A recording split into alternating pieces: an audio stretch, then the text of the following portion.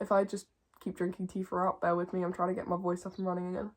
Hello everyone and welcome back to a new episode of the Prog Nerd Reviews. This is episode number 15. I know last week was meant to be episode number 15, but I didn't upload last week, so I'm making up for it this week with a classic progressive rock album, which I'll get into in a moment. Just before the video starts, I might sound a little different, a bit more nasally. I am currently recovering from a cold that I've picked up very recently, so if I sound a bit funny, my voice is a little deeper, that is why. I've been drinking so much tea today, so I've been trying to get my voice back up and running for you guys. So as I said, today we're going to be talking about a new album. This is Camel's 1974 classic Mirage. Now, 1974, arguably the best year for progressive rock albums. We had things like Relayer by Yes, Rush's debut came out in 1974, The Land Lies Down on Broadway was 1974, Red by King Crimson was also 1974, so we have a lot of classic albums in this year. If I've missed out any, please bear with me. I think ELP's Welcome Back My Friends live album was also 74, so a lot of great stuff came out in 1974, and this one included.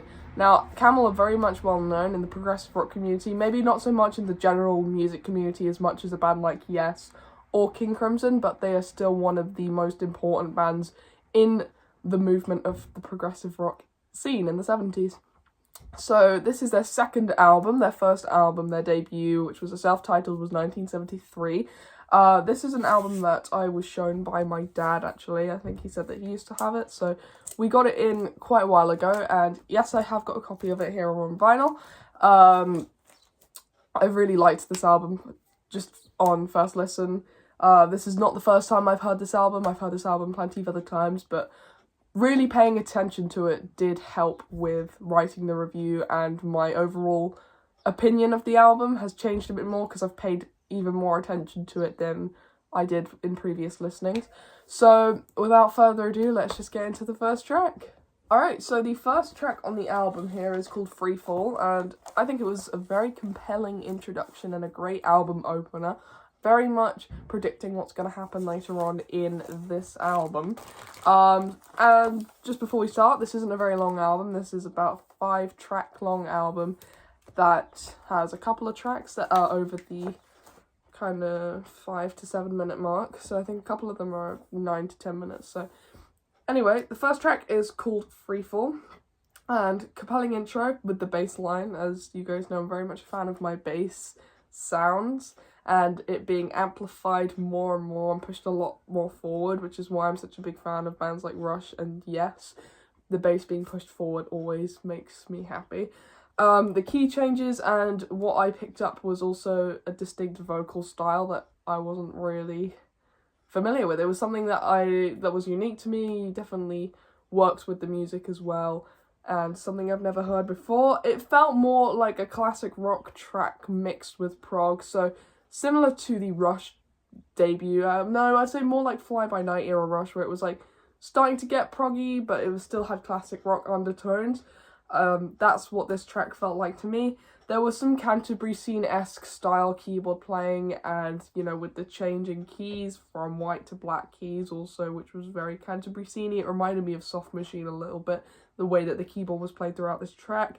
There was like improv sections that I really loved. I think it was very well executed. The drum work was fantastic.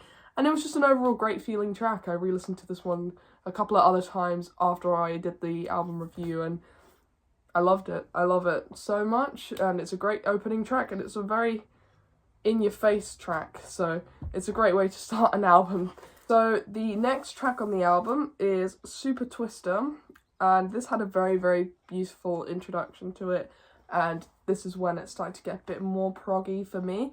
The flute playing was very, very, very good as well, but what I noticed as well, it wasn't similar to any of the other flautists who've played in other prog bands. So for example, it was very different to Peter Gabriel style flute playing and also Ian Anderson flute playing. It was very much an original style, which I was very happy about, because originality always makes me happy.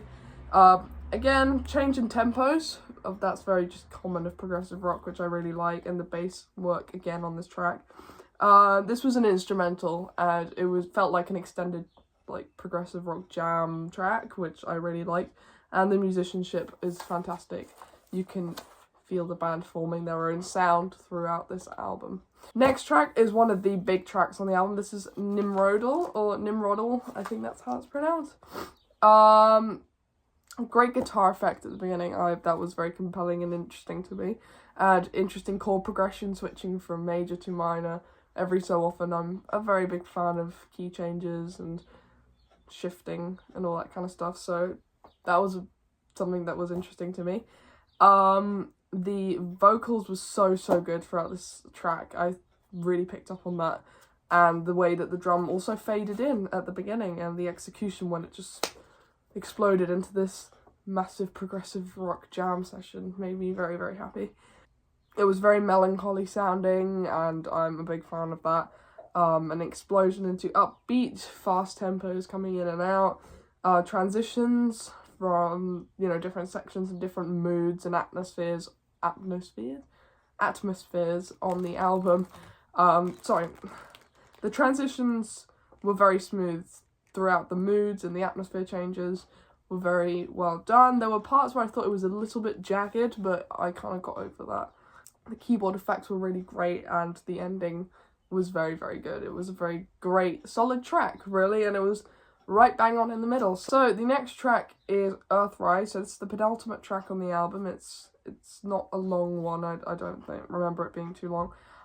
The chimes started off this track, and I thought it was just so great. Use of instruments, different instruments, always goes highly in my books. It was in a minor key, which I'm a fan of. I'm more of a minor key person than a major key person. I'm more of a fan of the melancholy sounding music, and that's just me. Probably explains why C'est La Vie by Emerson, Lake and Palmer is one of my favourite songs ever.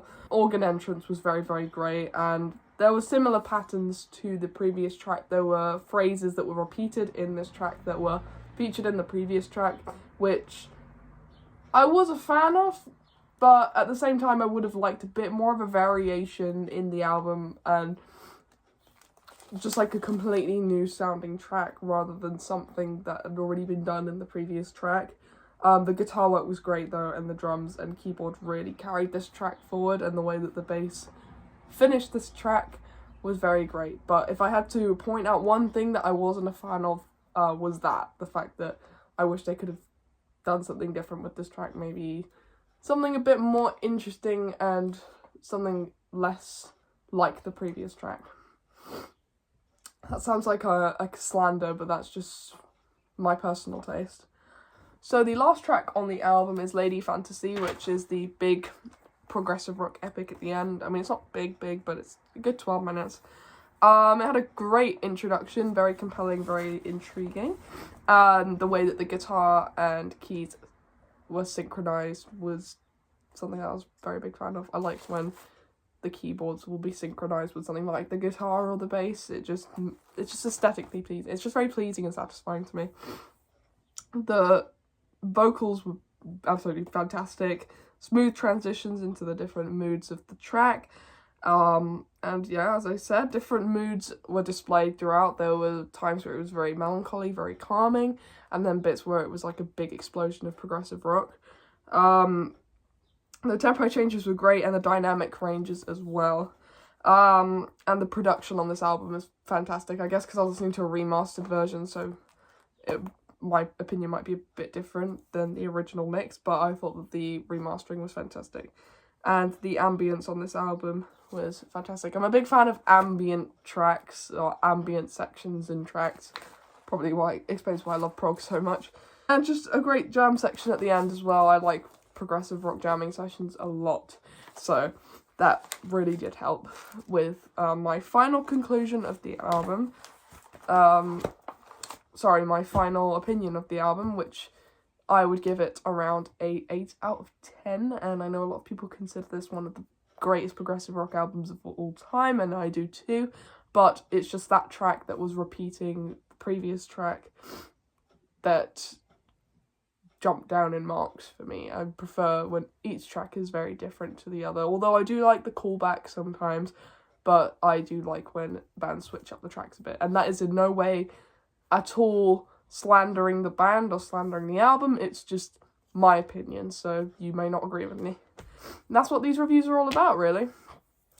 And that is the end of today's video. So if you guys enjoyed the video, let me know. What are your guys' opinions on this album? Do you like it? Are you a fan? If not, let me know why. I'm very much a big fan of Camel. I love their sound. It's very different and unique to them. Very melancholy, and I very much like that.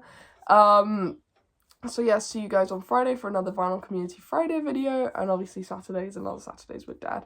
So you can look forward to that. If you guys don't already know this, you probably do already, because you are probably all subscribed to this channel. I recently did a video with Sea of Tranquility, which was very, very fun. We were talking about our favourite Yes albums through the decades. So when that is released, go check it out. Go and support the channel. It was great fun having a chat about Yes. I'm always happy to talk about progressive rock. So stick around for that. I will see you guys on Friday. Bye-bye.